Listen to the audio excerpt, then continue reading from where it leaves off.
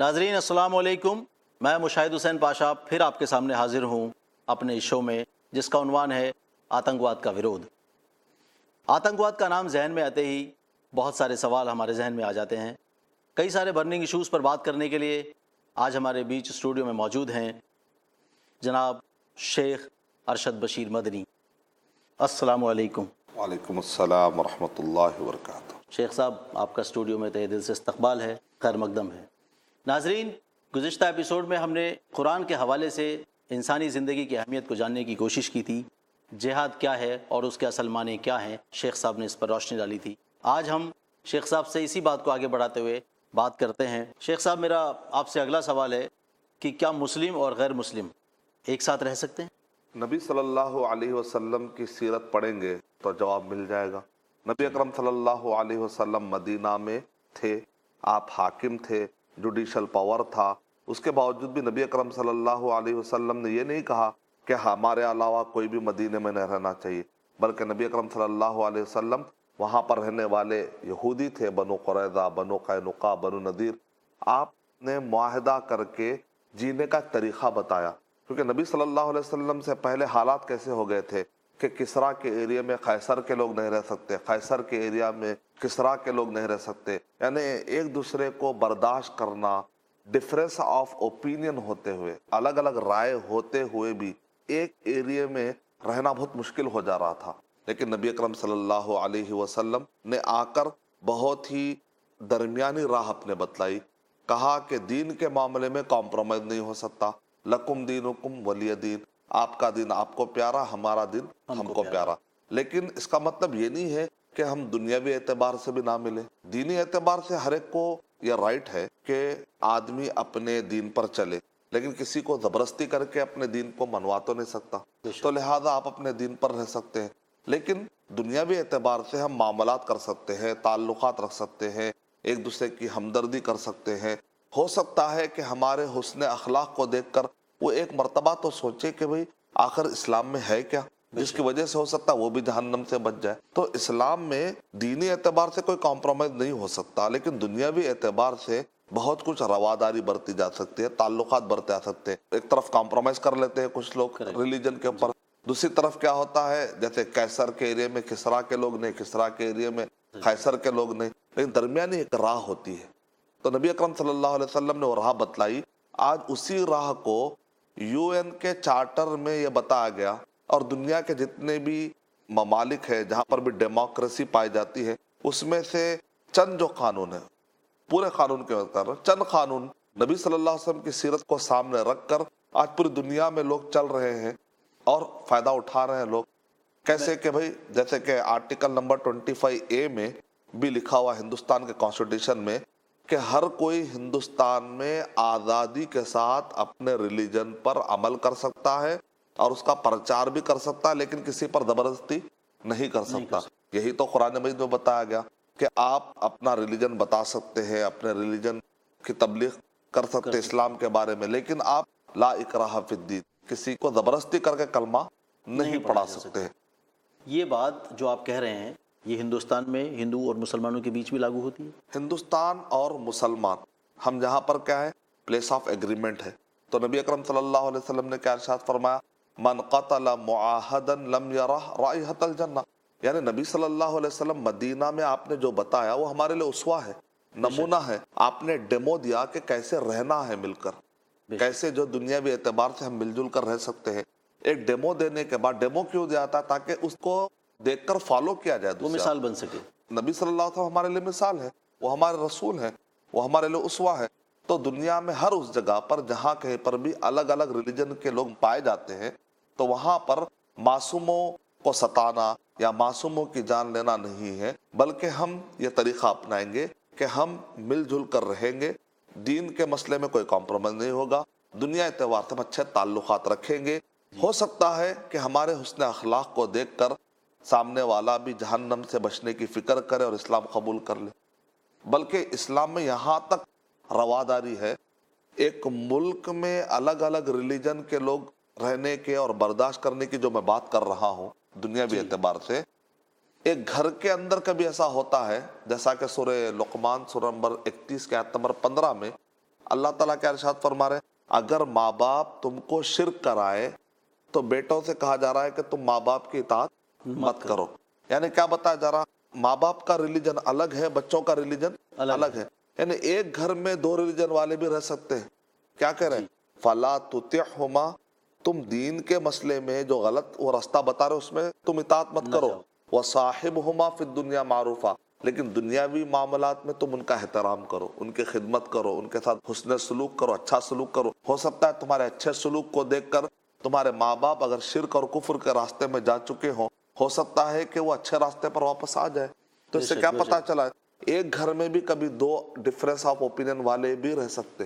بلکہ ابن قیم رحمۃ اللہ علیہ نے یہاں تک کہا اگر کوئی مسلمان کسی کرسچن عورت سے، عیسائی عورت سے شادی کرتا اس کے ظاہر بات ہے کچھ شرطیں ہیں، یعنی کہ پاک دامن ہونی چاہیے، اچھے اخلاق کی ہونی چاہیے. جیسے ہم مسلمان میں اچھے اخلاق کی ڈھونڈتے ہیں تو ویسے عیسائی عورت بھی ہو تو بھی یہ سارے کرائٹیریا دیکھیں گے.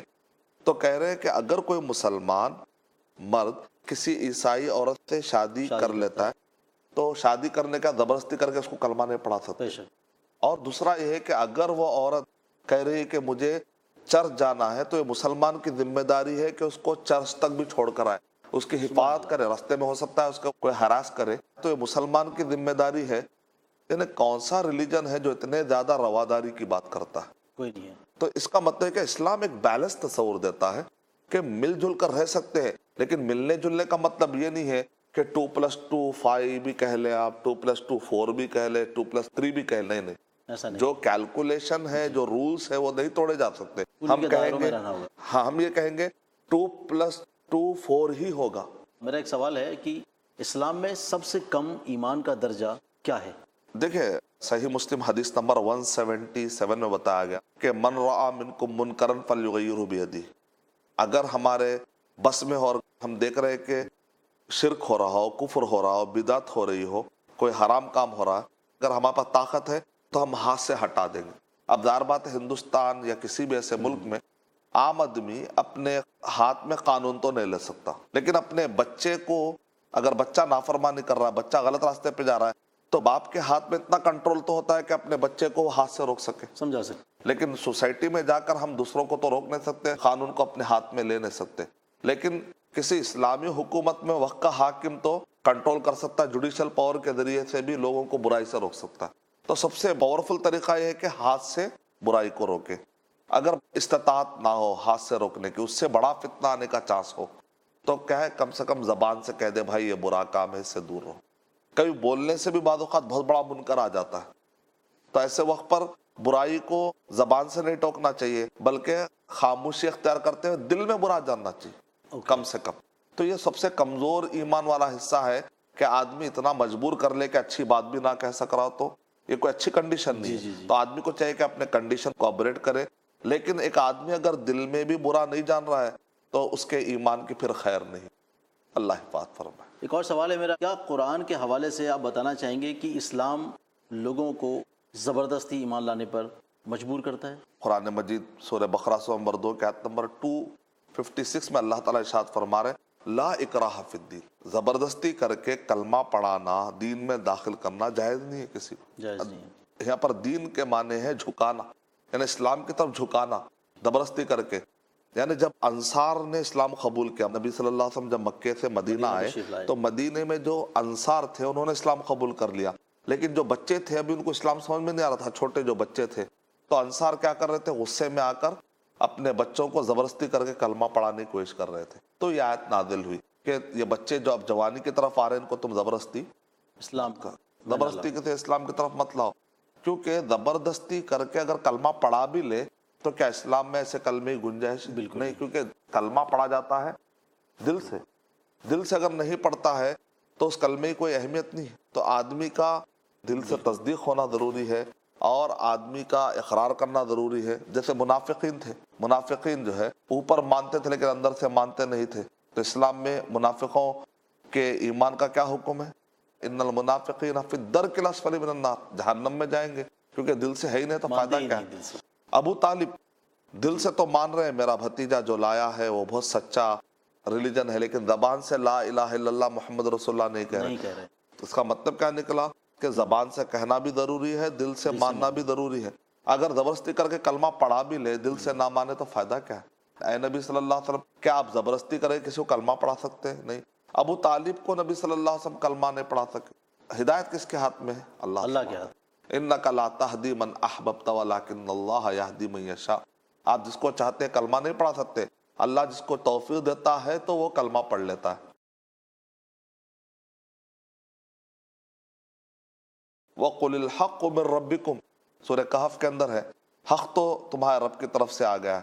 فَمَنْ شَاءَ فَلْيُؤْمِنْ وَمَنْ شَاءَ فَلْيَكْفُرْ۔ اللہ تعالیٰ کرے جو چاہے ایمان لائے، جو چاہے کفر کرے، اللہ نے اس کو آزادی دے دی ہے۔ اللہ تعالیٰ کسی پر زبردستی نہیں کرتے، اللہ نے بہت آزادی دے دی ہے کہ آدمی، اسی لیے کہا لَكُمْ دِينُكُمْ وَلِيَ دِينِ، یعنی کہ تم جو دن فالو کرنا ہے فالو کرو، لیکن قیامت میں اللہ تعالیٰ فیصلہ کریں گے، کرنے والا ہے۔ تو اللہ تعالیٰ سورہ دہر نمبر 76 کی آیت نمبر 1 2 3 پڑھی، اس میں نبتلیہ فجعلناہ سمیعا بصیرا، ہم نے انسان کو سننے والا دیکھنے والا بنایا، آزادی بھی دی۔ انا ہدیناہ السبیل، ہم نے اس کے سامنے دو راستے کھلے رکھ دیے ہیں۔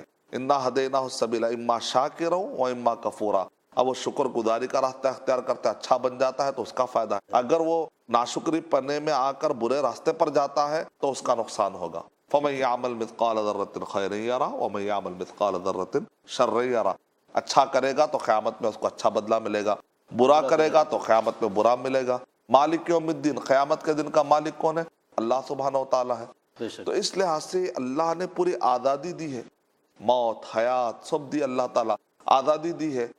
اگر ہم کسی زبردستی کریں گے تو آزادی دینے کا مطلب ہی کیا ہے پھر؟ تو قرآن مجید کو اس نے سمجھا نہیں ہے جو قرآن مجید پر اعتراض کرتا ہے۔ تو کس طریقے سے قرآن مجید کی تعلیم لوگوں تک پہنچائی جائے اور لوگوں کو اس غلط فہمی سے باہر نکالا جائے؟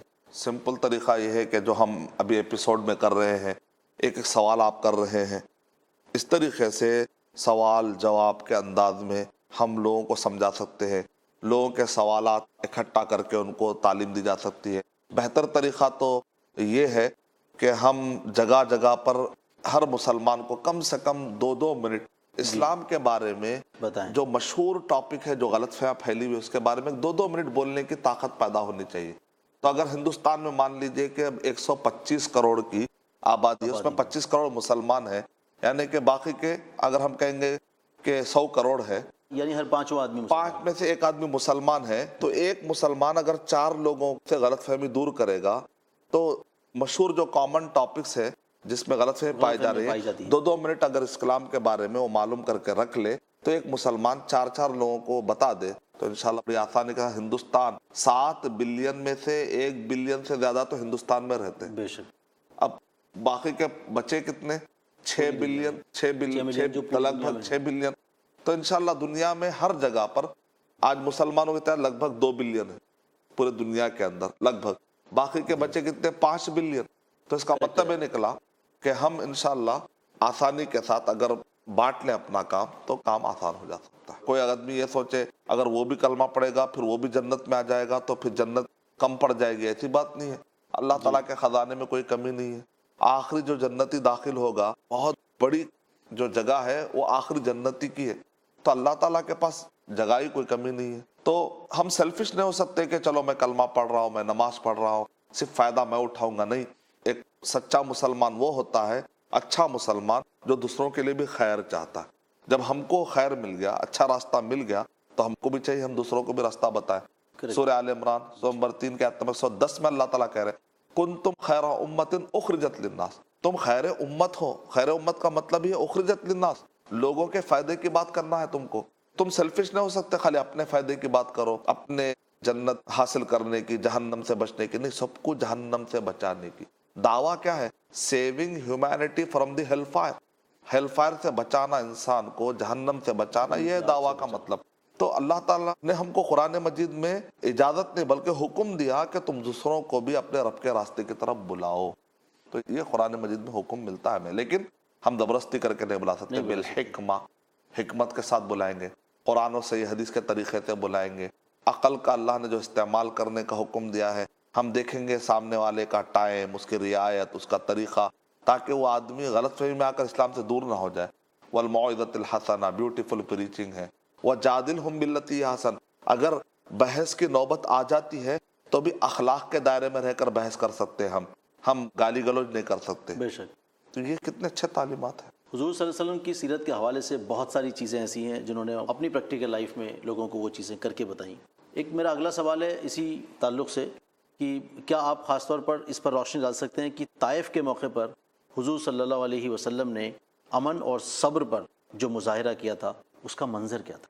قرآن مجید میں آیا ہے کہ القریتین، قرآن مجید میں دو بڑے قریے میں سے یہ نبی بنایا جانے کا اللہ نے جو فیصلہ کیا ہے، یہ دو بڑے قریے کے بڑے لوگوں کو کیوں اللہ تعالیٰ نے نہیں چنا؟ تو وہاں پر دو قریے، ان کا جو سوال تھا، تو وہ لوگ جو ہے اس زمانے میں طائف کو اور مکے کو بہت دو بڑے قریے سٹی سمجھتے تھے، اور کہتے تھے یہاں کے جو بڑے لوگ ہیں، جیسے طائف میں اس وقت پر کون تھے؟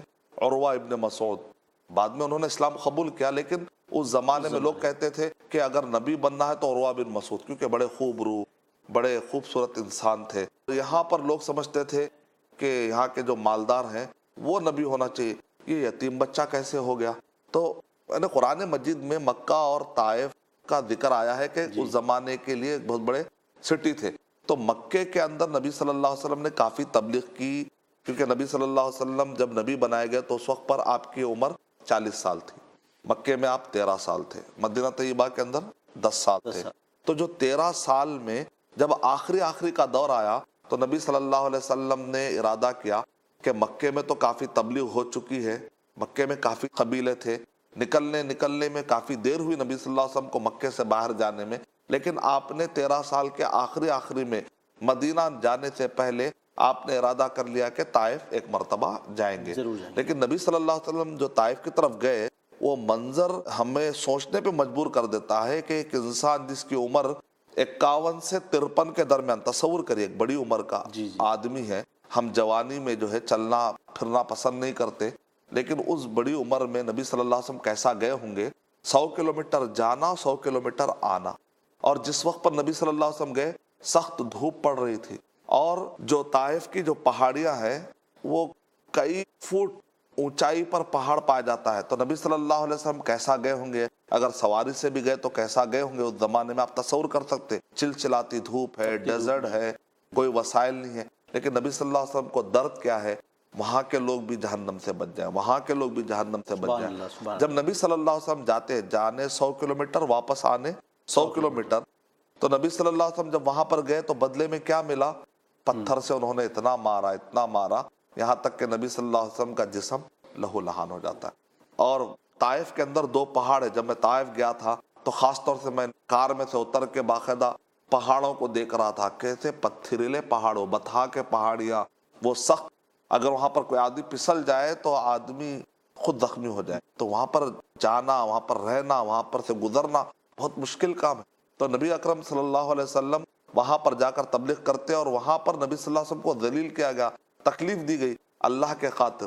نبی صلی اللہ علیہ وسلم نے کسی کی زمین نہیں چھینی تھی، نبی صلی اللہ علیہ وسلم نے کسی کا دل نہیں دکھایا تھا. ان کو جہنم سے بچانے کے لیے گئے تھے. وہ غلط فہمی میں آ کر انہوں نے نبی صلی اللہ علیہ وسلم کو اتنا مارا کہ وہاں کے 2 پہاڑوں کا نام ہے اخشبین کے صحیح بخاری میں ورڈ ہے. خشب کہتے ہیں لکڑی، دیکھنے میں ایسا لگتا ہے جیسے کوئی لکڑی ہے کیا. اخشبین کے پہاڑیوں کے فرشتے نے آ کر یہ آفر دیا، اے اللہ کے نبی صلی اللہ علیہ وسلم اگر آپ اجازت دے، کیونکہ اللہ کی طرف سے انہیں حکم ملا کہ نبی صلی اللہ علیہ وسلم اگر اجازت دے دے تو ہم یہ پوری قوم کو 2 پہاڑوں کے درمیان پاٹ دیں گے. ہم ہوتے تو کیا کرتے؟ ہم کہتے یہ تو بڑا اچھا آفر ہے. اگر ہم کو قرآن اس کی صحیح تعلیمات نہیں ہوتی تو ایک عام آدمی کیا کہے گا؟